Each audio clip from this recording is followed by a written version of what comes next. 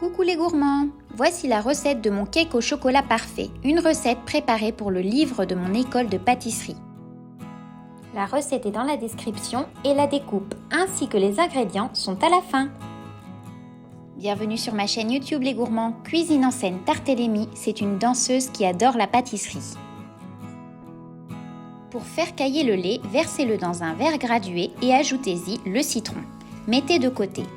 Cassez 2 œufs dans le bol. Ajoutez le sucre complet ainsi que la vanille.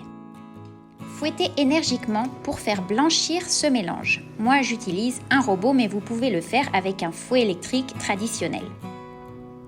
Une fois que le mélange a blanchi, arrêtez de fouetter et ajoutez le lait caillé et l'huile d'olive. Fouettez de nouveau pour bien les intégrer. Dans un bol, mélangez le cacao en poudre, la farine, la maïzena, le sel et la levure chimique. Réduisez les noix de votre choix en poudre. Moi, j'ai utilisé des noix de pécan torréfiées. Ajoutez les noix en poudre au mélange précédent, puis bien remuez à l'aide d'une cuillère pour que toutes les poudres soient mélangées.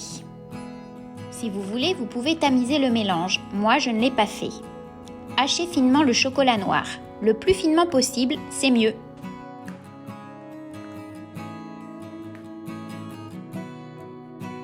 Ajoutez le mélange de poudre au bol du robot ainsi que le chocolat haché.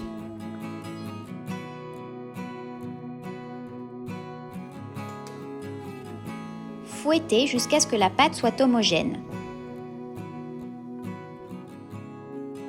Vous obtenez une pâte chocolatée, brillante et soyeuse.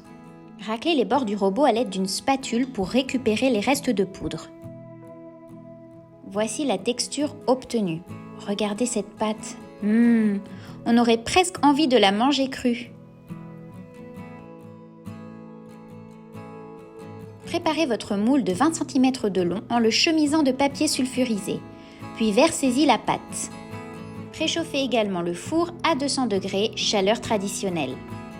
Enfournez le cake au milieu du four pendant 30 minutes. Voici son aspect après la cuisson. Laissez-le refroidir pendant environ 20 minutes sur une grille. Pas trop longtemps. On veut qu'il soit encore tiède au moment de le recouvrir du glaçage. Pour le glaçage, faites fondre le chocolat et l'huile d'olive au micro-ondes à basse puissance. Remuez avec une spatule jusqu'à ce que votre glaçage soit bien lisse.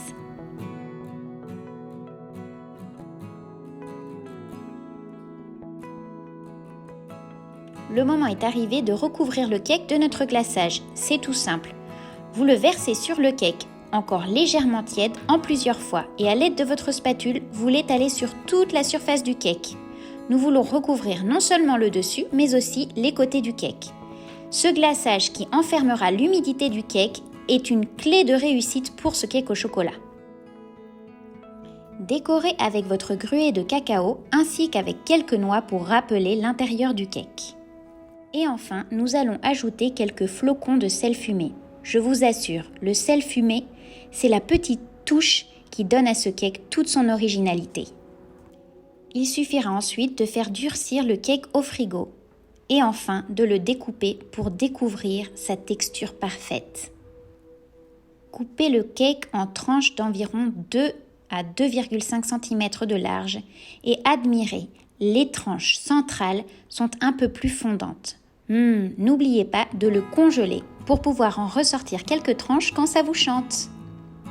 J'espère que vous testerez la recette et que vous me donnerez votre opinion. Est-ce que c'est aussi le meilleur cake au chocolat de votre vie? Alors vous en voulez un petit morceau? Bon, c'est pas tout, mais il faut que je vous donne les ingrédients. Les voici. D'abord ceux de la pâte, puis ceux du glaçage. J'espère que vous aurez envie de vous abonner à ma chaîne si cette recette vous a plu. Je ne suis pas prête d'arrêter de publier de nouvelles recettes. Bisous les gourmands!